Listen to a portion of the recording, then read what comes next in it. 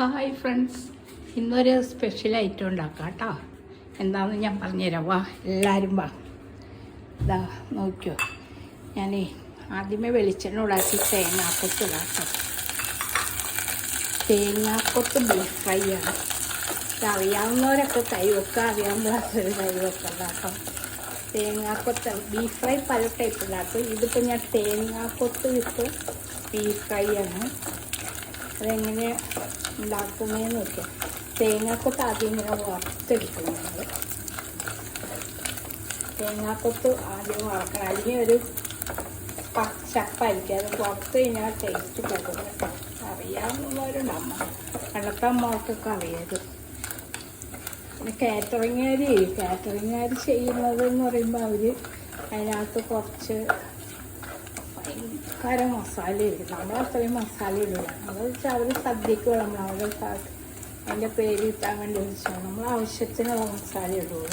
ഇനി അടുത്തത് എന്തൊക്കെ വേണം നോക്കുക. ഇനി കൊച്ചുള്ളി അധികം വേണ്ട കേട്ടോ. അതിൽ ഒരു സവാള, ഒരു 5 കൊച്ചുള്ളി, പിന്നെ 3 ഗാർലിക്ക്.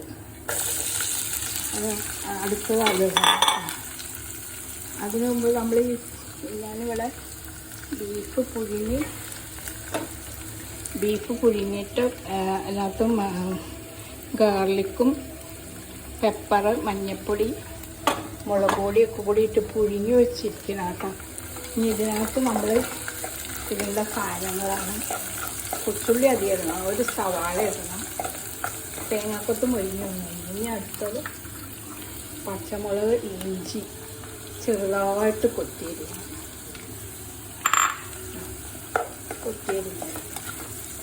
അപ്പോൾ അതിൻ്റെ പച്ചപ്പുള്ള മാറി വരട്ടെ. കാരണം ഓരോന്ന് നമ്മൾ ഇട്ടിട്ട്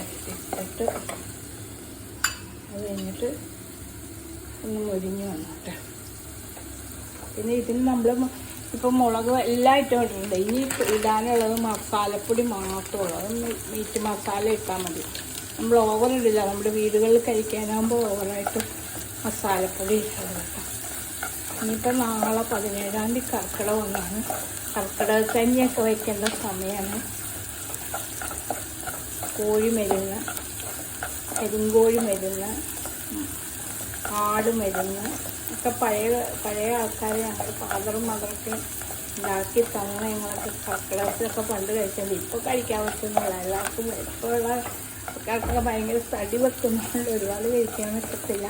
എന്നുവെച്ചാൽ മരുന്നിന് കുടിക്കാതെ പറ്റത്തില്ല. മരുന്നിന് കുടിക്കും കേട്ടോ.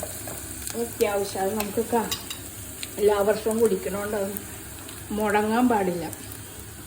അത് നമ്മൾ കുടിക്കും. ബാക്കിയൊക്കെ വണ്ണം വെക്കണവർക്ക് പറ്റത്തില്ല.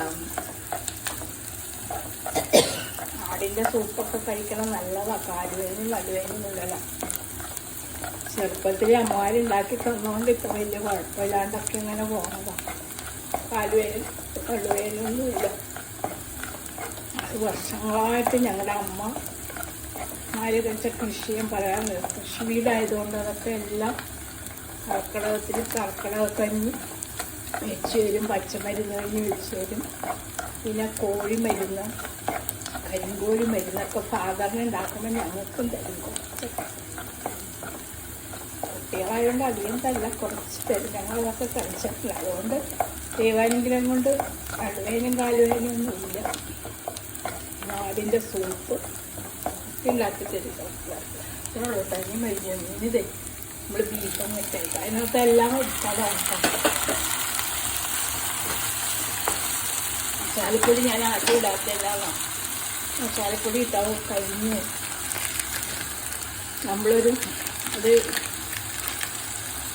കുറച്ചൊരു 3 സ്പൂൺ മസാലപ്പൊടിയും കൂടെ മതിയിട്ടൊക്കെ ഇട്ടാൽ ചെറിയ സ്പൂണാകുമ്പോൾ 3 സ്പൂൺ, വലിയ സ്പൂണാകുമ്പോൾ 1 സ്പൂൺ ഇട്ടാൽ മതി. അപ്പോൾ ഞങ്ങൾ കുഞ്ഞു സ്പൂണാകും, അതുകൊണ്ട് 3 സ്പൂൺ. ഇതാണ് ബീഫ് ഫ്രൈ. ഇപ്പം ബീഫ് ഫ്രൈ റെഡിയായിട്ടുണ്ട്. അതിൻ്റെ കൂടെ ചോറ് കഴിക്കാനായിട്ട് അവിടുത്തെ ചോറുണ്ട്, കാളൻകറിയുണ്ട്, ഉൾക്കാടനുണ്ട്, പിന്നെ ഒരു തോരൻ, ബീഫ് ഫ്രൈ, ചോറ് 1 സ്പൂണാണ് കഴിക്കുന്നത്. വളരെ എളുപ്പമാണ് കേട്ടോ. ഞാൻ ശരിക്കും വരട്ടി വെക്കണം. അതിന് നമ്മൾ ഒത്തിരി വെച്ചേക്കാനാണെങ്കിൽ കുറച്ച് ദിവസം ഇത് ഇങ്ങനെ വരട്ടി എടുക്കണം കേട്ടോ. വെച്ചേക്കാനാണെങ്കിൽ പിന്നെ 2 ദിവസത്തേക്കാകുമ്പോൾ ഇതാകുമ്പോൾ നമുക്ക് വൈകിട്ട് ചപ്പാത്തിക്ക് കൊടുക്കാം, ചോറിന് കൊടുക്കാം. നമുക്കിത് 3-4 ദിവസത്തേക്കുണ്ടാവും. കുറച്ച് കഴിക്കാം, കുറേശ്ശൊക്കെ ആവുമ്പോഴേക്ക് കുറച്ച് കഴിക്കാം. അപ്പം പിന്നെ ഒരുപാട് ഒന്നും നിൽക്കത്തില്ല. ഇതാണ് ബീഫൊക്കെ പാകണമെന്ന് നോക്കട്ടെ. ബീഫ് ഇതാണ് കേട്ടോ. അപ്പോൾ എല്ലാവരും അറിയാൻ പാത്രമൊക്കെ ഉണ്ടാക്കണം കേട്ടോ. അമ്മമാർക്ക് അറിയാമെന്ന് എനിക്കറിയാം, കുട്ടികൾക്ക് അറിയാവുന്ന അറിയാം. ഇപ്പോഴുള്ള പിള്ളേരൊക്കെ പുതിയ പിള്ളേരൊക്കെ ഇല്ലേ, ടീച്ചറിലോട്ട് എല്ലാം ഓൺലൈനിൽ ഇട്ടിട്ടുണ്ടാകും. അവർ ഫോണിൽ ടച്ച് ചെയ്താൽ വീട്ടിൽ വരും എല്ലാ സാധനം. അതുകൊണ്ട് പിള്ളേർക്ക് അതായത് ഒരു 15-നും 20-30-നും മധ്യമുള്ള പിള്ളേർക്ക് ഇതൊന്നും ഉണ്ടാക്കാൻ അറിയാമെന്ന് തോന്നിയില്ല. അത് 100-10 പേർക്ക് അറിയാൻ പറ്റുള്ളൂ. പക്ഷേ സമയം യൂറോപ്യൻ കൺട്രിയിൽ കുട്ടികൾക്കില്ലേ സ്കൂളിലൊക്കെ എങ്ങനെയാണോ, അവർക്ക് ആഴ്ച ഒരു ദിവസം കുക്കിംഗ് ക്ലാസ്സാണ്. അവർക്ക് എല്ലാ കൊച്ചു കുട്ടികൾ 5ാം ക്ലാസ് തൊട്ട് പിന്നെ അവർക്ക് കുക്കിംഗ് പഠിപ്പിക്കുക. അതുകൊണ്ട് അവർക്ക് എല്ലാം അറിയാം, ഒരുമാതിരി കുക്കിംഗ് ഒക്കെ അറിയാം. സമയം നമ്മളെ കേരളത്തിൽ കുക്കിംഗ് ക്ലാസ് ഇല്ല. അങ്ങനെ ഒരു ഇതാണ്. ഇതാണ് കേട്ടോ ബീഫ്. ടേസ്റ്റ് നോക്കിയാലോ ഒക്കെ ശരിയായി നോക്കട്ടെ. ഇതാണ് ബീഫ് ഇഷ്ടമൊക്കെ കേട്ടോ.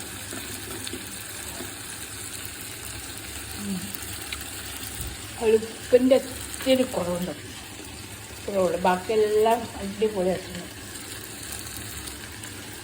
അപ്പോൾ എല്ലാവർക്കും ഒരിക്കൽ കൂടി ഈ പുതിയ വീഡിയോ ആയിട്ട് ഞാൻ കുക്കിംഗ് ക്ലാസ് ആക്കാം എൻ്റെ മെയിനായിട്ട്. പിന്നെ സൈഡിലൊക്കെ ചുമ്മാ ഷോർട്സ് കാണിക്കുന്നതാണ്.